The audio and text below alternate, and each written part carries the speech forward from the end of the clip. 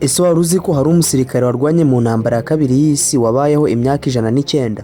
Uyu ni umwe mu bantu ba nyuma bari bagihumeka bafite ubuhamya bw'ibyabaye muri iyo ntambara yahinduye amateka y'isi. Uyu musaza ntiyari umuntu usanzwe, uyabonye urupfu rw'inshuti ze, uyabonye ibisasu bisenya imijyi, kandi nyuma y'intambara yemeza kubwira isi yose ukuri kugira ngo ibyabaye bitazasubira ukundi. Uyu munsi tugiye kumenya amateka y'uyu musaza. Ubundi mu mwaka w'1939 hatangiye intambara ya kabiri y'isi, yaranzwe n'ubwicanyi bukomeye kurusha izindi ntambara zose zabaye mbere yayo.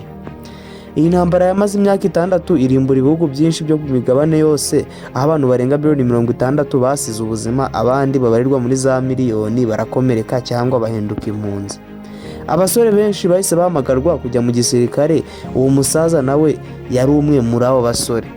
Nubwo yari akiri muto, yemeye kujya kurwanira igihugu cye, azi neza ko ashobora kutazagaruka.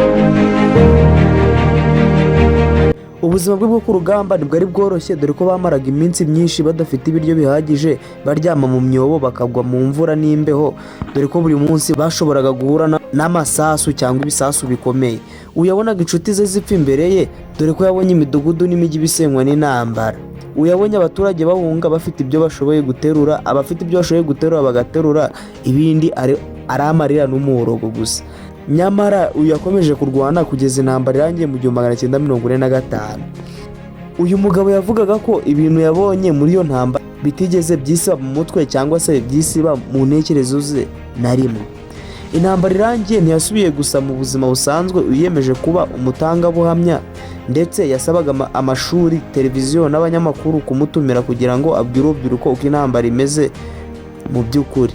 Uyavugaga ko abantu benshi batekereza ko intambara iba imeze nk'uko bayibona muri filime, ariko yavugaga ko ukuri gutandukanye cyane. Uyaburiraga urubyiruko kwanga urwango ndetse kwirinda ivangura no guharanira amahoro.